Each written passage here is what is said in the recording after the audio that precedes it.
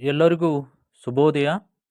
ಇಂದು ನಾನು ಸ್ಪರ್ಧಾತ್ಮಕ ಪರೀಕ್ಷೆಗಳಿಗೆ ಅನುಕೂಲವಾಗುವ ಕೆಲವೊಂದು ಪ್ರಶ್ನೆಗಳ ಬಗ್ಗೆ ಮಾಹಿತಿ ನೀಡುತ್ತಿದ್ದೇನೆ.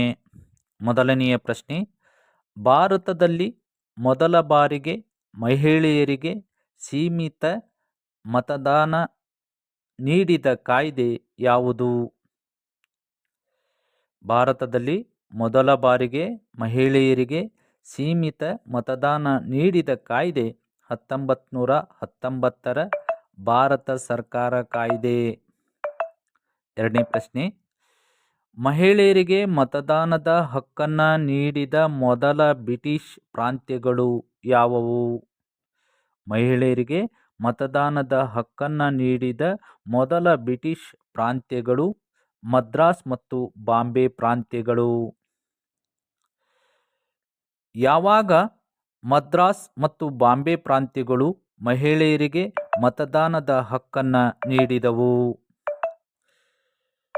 ಮದ್ರಾಸ್ ಮತ್ತು ಬಾಂಬೆ ಪ್ರಾಂತ್ಯಗಳು ಮಹಿಳೆಯರಿಗೆ 1921ರಲ್ಲಿ ಮತದಾನದ ಹಕ್ಕನ್ನು ನೀಡಿದವು.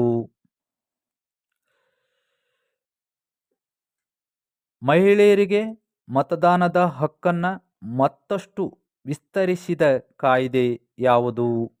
ಮಹಿಳೆಯರಿಗೆ ಮತದಾನದ ಹಕ್ಕನ್ನು ಮತ್ತಷ್ಟು ವಿಸ್ತರಿಸಿದ ಕಾಯ್ದೆ 1935ರ ಭಾರತ ಸರ್ಕಾರ ಕಾಯ್ದೆ.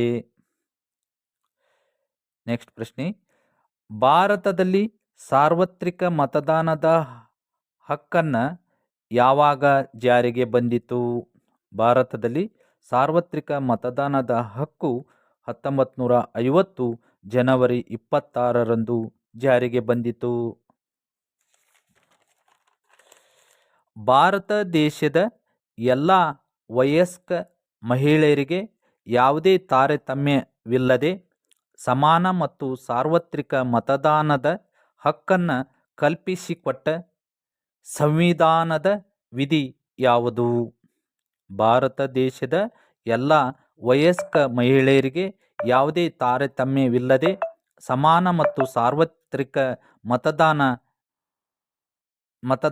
ಹಕ್ಕನ್ನು ಕಲ್ಪಿಸಿಕೊಟ್ಟ ಸಂವಿಧಾನದ ವಿಧಿ 326ನೇ ವಿಧಿಯಾಗಿದೆ.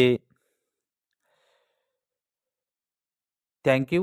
ಈ ವಿಡಿಯೋವನ್ನು ಶೇರ್ ಮಾಡಿ, ಲೈಕ್ ಮಾಡಿ, ತಪ್ಪದೇ ಸಬ್ಸ್ಕ್ರೈಬ್ ಮಾಡಿ.